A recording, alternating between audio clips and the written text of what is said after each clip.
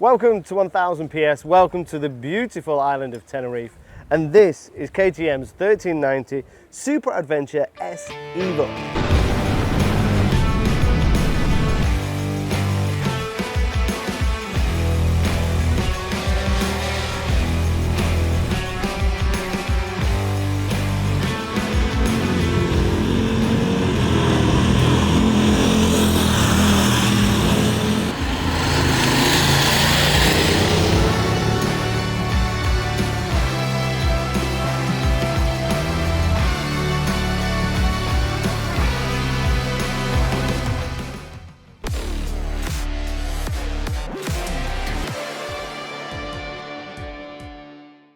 This is the highest spec 1390 Adventure that you can get your hands on. This is a bike we first saw back in 2024, and it's a bike we've been waiting for and can't wait to ride. The reason for that is obviously KTM have been through their difficulties, but they've come out of the other end, they can see the light, and they've eventually let us ride the 1390. But the big question mark, has it been the weight? Well, first of all, let me go through some of the really unique bits that makes the 1390 S Evo really special. I guess first of all is the gearbox, because it's automatic. If you go for the S Evo, you have automatic, you don't have a manual.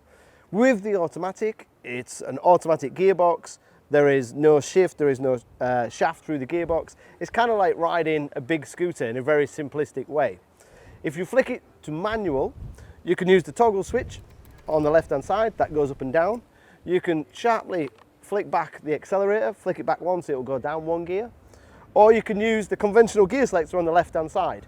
When you use the conventional gear selector, it's not connected to anything, it's just a switch. You're just kind of saying, I want to go up gears, or I want to go down gears. It's pretty that straightforward. When you use the auto, what's quite interesting is that you have a neutral and you have a park, like you would in an automatic car. So I think it goes park, neutral, first, second, third, fourth, fifth and sixth. So there's no first, neutral, second. There's nothing between first and second. You just go straight through. So that's the first big talking point. I guess the second big one is the engine. So that is the 1390 engine that we see in the Super Duke. In terms of power and torque, we've got 173, 174 HP or 127 kilowatts at 9,500 RPM, 107 foot-pounds of torque, or 145 newton meters at 8,000 RPM. That is big power with proper arm-punching, rip-roaring torque. That makes it the most powerful bike in the adventure bike market. If you go for the Ducati Multistrada V4S, it's a few horsepower down that V4 compared to this, but it is considerably down on torque. If you want to pull a trailer and you want to rip up trees, it's the KTM. In terms of rider aids, we've got a front radar, as you would expect, which is obviously transmitted to the adaptive cruise control. We've got slide control, traction control, cornering ABS, and multiple rider rods. All that you kind of expected. But you probably didn't expect a dash that's as big as your iPad. That's an 8.8 inch TFT dash that is essentially an iPad behind that adjustable screen. It's huge, it's informative, it's full colour, and it's touchscreen. Now, if you revert back to my test of the KTM 990 RCR, that also had a touchscreen dash that I praised highly, but that was horizontal and not that way. So if I want the speed and the revs to be really big, I can, or I can pull up a bigger screen below and have trip information and MPG and all that kind of ambient temperature, or I can reduce that and pull up the map and have a really big integrated map. And the map is integrated into the system. So I don't have to use my phone, I don't have to download an app or anything, it's already there. If I want, I've got a little phone holder up here in the front, I've got a little phone charger, I've got another phone charger underneath the screen. But there's really no need to keep the phone connected to the bike because the integration and the map is already there. In terms of switchgear, it's all completely new, but again, pretty intuitive, and it's all backlit and relatively easy to use.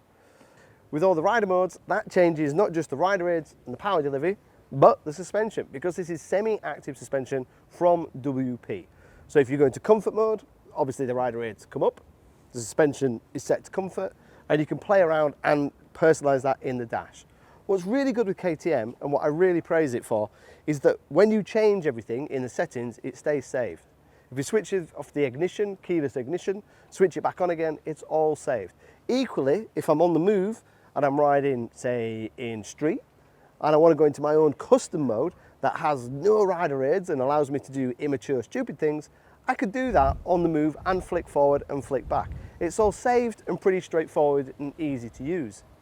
When I first jumped on the KTM this morning, I kind of warmed up to it. I didn't jump on it and loved it. The reason for that is there's a lot of unfamiliarity with it because you don't have a gear, you don't have a clutch. You're having to ride it in auto or you're having to ride it with the paddle shift. Then you've got this huge dash that is like no other dash that I've seen on the market, maybe a few CF motos, which is all touchscreen and you can play with that on the move and minimize and increase and change what you're doing. And then on top of that, you've got this phenomenal torque, phenomenal power. It is a really quick bike. So you're kind of concentrating on crazy Tenerife traffic, concentrating on the dash and concentrating on what you're doing with the gear position. And it kind of slowly gets there. But by about 2 hours in, this just became second nature. The amount of times I was changing the mode or changing the sat nav or looking at different information like the MPG was really intuitive and really simple. And then when you stop or you take time and you go into the menu, you can change the cruise control. You can have conventional cruise control or you can have it adaptive. You can have the warning, so it adds a little bit of brake if you're getting too close to a car. You can change that. You can change everything.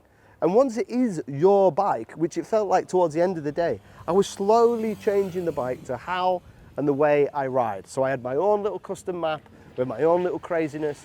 I had my own way of doing the cruise control. I just preferred conventional cruise control rather than using the radar, because the radar every now and then would think I was about to crash because I was going into a corner way too quick with barriers on the outside.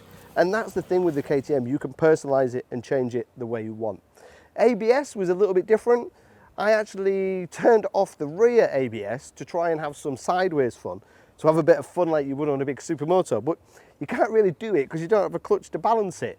It's like, as I say, you're just kind of getting used to it and you get used to how you want to ride it. There's a few little things like that where I miss with the clutch, for example, backing in, pulling wheelies, doing all the things that are illegal and immature.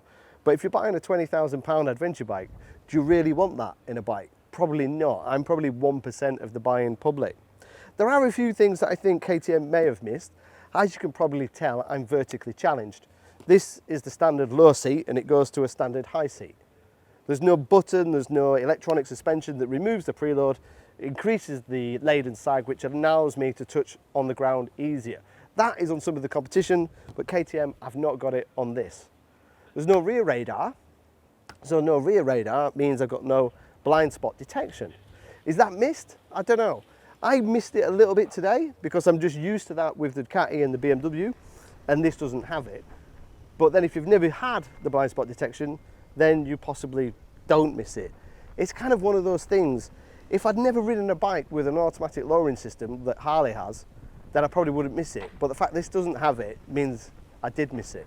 Also, when I'm turning the bike around really slowly, I'd like a clutch just to have a little bit of biting point, to have a little bit more control. Again, just because I'm a little bit on the short side. If it was me and I was going to choose between manual and automatic, at the start of the day, I'd have gone manual. Towards the end of the day, when I was a bit fatigued and we was commuting through this crazy traffic of hire cars and craziness, then I actually preferred to have the automatic. So that will come down to where and how you ride. If I had this bike back home in Yorkshire where the roads are amazing and they're open and fast, then I'd want manual. If I live further in the south of England or in Europe where I had to commute into a city, then I'd prefer the manual. What I can't disagree with or kind of argue is the power and the torque and the chassis and the handling. That is really exceptional. There is so much drive and so much torque. It almost negates the fact that you need a gearbox. You can pull away in 4th and 5th gear like no big adventure bike can in this category. It's got so much drive and so much torque. There's not too much power because there's never too much power, and you have excellent rider aids keeping you safe and in a straight line. We hit a wet section of road. I was a little bit worried, a little bit apprehensive because that's a lot of torque and a lot of power, but these Dunlops really found grip and the rider aids are there as that big safety net. You could really accelerate hard in the wet, keep the heat in the tyres and feel safe and secure. Braking is cornering ABS, as I mentioned earlier. Brembos are really strong, but it's dealing with quite a lot of weight. It's like 245 kilograms, if I remember rightly, plus rider. And you come up to corners at quite a lot of speed because you've got a lot of power and you've got a lot of torque. I think I would want a little bit more bite on the brakes. If I was going to rate the brakes out of 10, it'd be 9.5. They're just a fraction down. In terms of handling, really surprising how much grip and feel the Dunlops had. Never ridden on these tyres before, but these roads are absolutely perfect. They're like a racetrack with phenomenal grip. When the tank was full of fuel, it does feel a little bit weighty compared to some of the competition. You're aware that you're on a big adventure bike that's nearly 1400cc, that's got a full tank of fuel with a 19-inch front wheel. It's still agile, you can still have fun, you can still throw it around, but it's not like a supermoto agile. But really strangely, as that fuel tank depleted and on the run back down from the mountain, it felt way more agile and way more fun. The suspension is always semi-active and always working overtime. You can go into the menu and change compression and rebound and preload and really get a little finical, but honestly, you don't need to. Just have it in one of the preset modes. Have it in street, have it in comfort, have it in sport, have it in one of the off-roads. We've not had the opportunity to test any off-road today. That's another stage that we're going to have to do at 1000 PS. There's loads of advanced rider aids that KTM have built in to improve the off-road ability of what was the 1290. I had the 1290 as a long-term adventure bike a couple of years ago and absolutely loved it. Did a lot of miles on it, took it to the Isle of Man, rode it hard, took it around Donington Park, did a track day on it, and that was the beauty of the big KTM adventure bike. It was exciting and it was really fun. And this kind of is the same, but with more grunt, more power, more rider aids, and this excellent switchgear and dash. For me, it's market leading in terms of power and torque. For me, it's market leading in dash and switchgear, and that says a lot because the BMW one is excellent. For me, it's also leading in comfort. I think it's difficult because the competition out here, but the ergonomics, the bar's a bit wider, the pegs are a bit lower, they're a bit far apart. I'd really want to throw out some big miles on this bike. I think a few little extras like the automatic lowering system, maybe the rear radar, they would have been a little bit more beneficial. Should the screen be electric, not manual? I'm not too sure. But in terms of the engagement and the rider aids and the thrill and the enjoyment, it's a big tick from the KTM. We need to do two tests. We need to put it against the competition. That's the obvious one. It's priced at this spec with everything at just under 19. So let me double check the prices. So the S Evo is 18,699. Then you need the tech pack, which is 905. That's down to you whether you want the tech pack or not after 1,500 kilometers. If you compare it to the competition, it's cheaper than the Ducati, it's cheaper than the BMW, and about on par with the Triumph. But it's difficult to compare like for like because some of the bikes have more rider aids or less rider aids than the others. So this has got some rider aids and the big dash that some of the others don't, and some of the others have got the self-lowering suspension and the rear radar and panniers and etc. But par on par, you're a little bit less, a little bit cheaper with the KTM. But there are two tests we need to do. We need to put it against the obvious competition, which to me is the BMW and the Ducati, maybe the Triumph and maybe the MV. And we also need to test it off-road. KTM have got a reputation of building outstanding bikes off-road, and this should be no different. There is an R version as well, which is available, which is basically this on stilts with more off-road capabilities. But we need to test it off-road and we need to test it at competition. But in terms of a review, what it is like here in Tenerife, good, fun, agile, amusing to ride, loads of power, loads of torque, amazing dash, amazing rear grids, amazing switchgear, really well thought out, even an excellent toolkit, even little charging points in all the correct places, a adjustable screen that's easy to do, switchgear that's really intuitive. There's a lot going on with this bike. Maybe if I was a little bit taller, I wouldn't miss the self-lowering suspension, and personally for me, I would go for the manual, not automatic. But it'd be interesting to see your comments below. Do you like having to add the tech pack at the end? Would you go manual? Would you go automatic?